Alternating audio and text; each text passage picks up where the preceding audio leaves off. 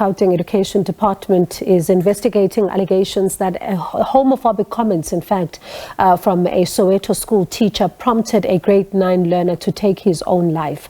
Now, the pupil was allegedly mocked by the teacher over his sexuality. The teacher is believed to have made a lesson about this particular child, which then made the learner decide not to go back to school. And let's talk more on this with Occupational Therapist Nasreen Cariem. Nasreen, thank you so much for your time. I don't know if you were able to even hear the report that we just played of a 13-year-old boy who was raped allegedly in the Eastern Cape. A very disturbing story. And then moving on to this one now of a grade 9 pupil who's alleged to have taken his own life because of homophobic comments by a teacher. Of course, these are allegations. What goes through your mind when you listen to such, horrific reports? Thank you for having me, Mungiwe. I think we can all relate to the fact that it's very heartbreaking to hear of these young individuals that are going through so much and taking so much strain to the effect that they actually end up taking their lives. So automatically, when I first heard about these particular stories, automatically I thought about what could have been going through the child's mind at that time, and automatically one thinks of mental health and the importance of mental health and how often a child's well-being in terms of their mental health is often overlooked. So we find that we live in a society whereby children are taught to be tough in this world. They're taught to actually toughen up, and there's always a tough love approach that goes with that. So often kids don't always feel that they can actually speak about their anxieties. They don't always feel that it could be safe enough, particularly boys who are exposed to same-sex schools, particularly where they are raised to always be asked to not cry and encouraged not to actually show that type of emotion. So automatically we find that children are under a lot of strain and that they are stressed out, and we find that there's a lot of bullying going on in schools. And when this comes from a teacher, it takes on a completely different role as well.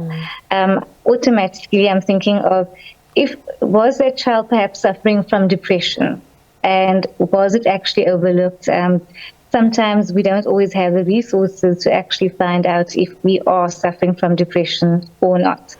And particularly in children, it's something that can be overlooked because, they are seen to be kids and they are seen to be children that have to learn the hard way. And we find that in all our schools, and particularly children, when they come to see me at my practice, I find that, often we find that child depression is something that hasn't been thought about, anxiety and even issues such as bipolar depression, which is actually quite common, ADHD, all these topics we find that it can sometimes be overlooked, and children are rather labeled for their behaviors rather than actually being investigated as to why. Nasreen, I'm listening to what you're saying, and before we even get to some of what may have been said to this child, you say that, sometimes as parents, we are not picking up the telltale signs. We're not even understanding, or teachers understanding what is going on with the children when it comes to depression and all of that.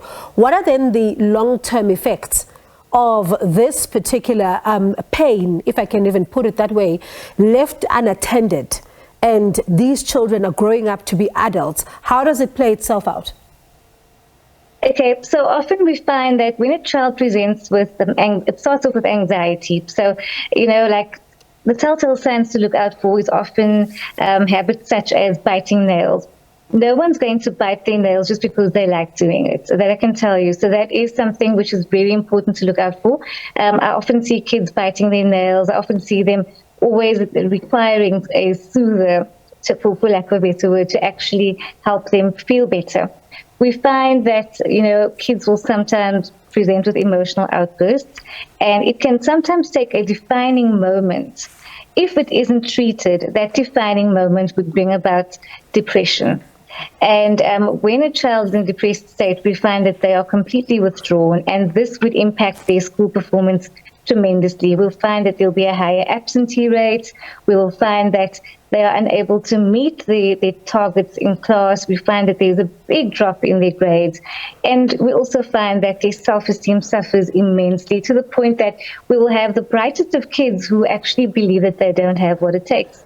Now, when we look at a child that's experiencing, a child that's from the LGBTQ community, we have to think about this child that's a young teenager that still has to come out and find the courage to actually be brave enough to speak about something which they particularly know might be received either positively or negatively. It takes a lot of courage. And as a child, if one is feeling anxious, it's not easy to just go out there and actually be brave enough to speak about it. So I truly applaud children and parents who give their kids big enough that support to actually embrace who they are, because that's what we want. We want children to be able to feel confident enough to be able to embrace themselves.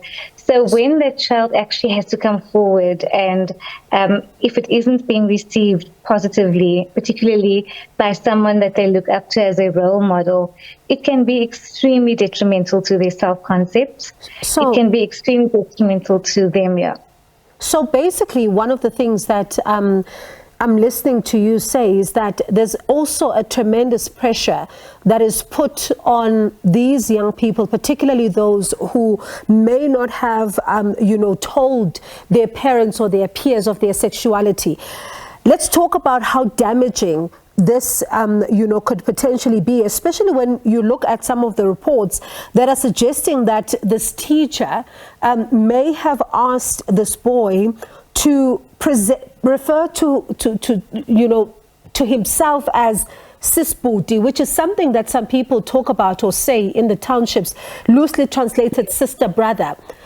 How much of a damage could this particular phrase cause, especially to a child who hasn't even decided to talk about their sexuality? I would say that, we are always encouraged. We always encourage children to feel free to be open about having uncomfortable conversations and to come forward and to embrace who they are. So when a child comes forward and having been ridiculed in that manner, it teaches them perhaps that, maybe if I actually open up, maybe it's not going to be a safe environment for me. And if they are negatively received, we find that it may actually, if they are already suffering from anxiety and depression, it could actually feed into that, to the point that they start having feelings of worthlessness, a loss of self-esteem and a loss of self-concept, because like I mentioned earlier, that it takes a lot of courage to come forward and say, look, I am different and I'm presenting with differences. So automatically, if you are being judged for who you are as an individual, for anyone, whether you're a child or a grown-up, it can be extremely damaging to your self-concept. It can be extremely damaging on an emotional level. And we have to look at the harmful effects that it has on kids that are suffering from mental health, because if that mental health condition is not being treated, it can easily feed into the high suicide rate which we are experiencing today.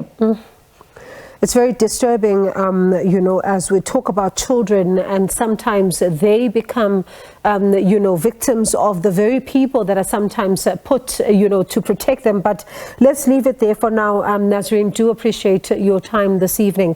And of course, this is against the backdrop of that story, the very disturbing story of a grade 9 pupil in Soweto who's believed to have taken his own life just after a teacher made some homophobic comments, and this is something he took with great difficulty, in fact, and ended up, taking his own life, after these particular comments. Of course, the Department of Education saying that it is probing this particular incident to get to the bottom of what exactly happened there, and we'll continue to bring you more on this particular story in the course of the coming days. That's Nasreen Cariem, occupational therapist.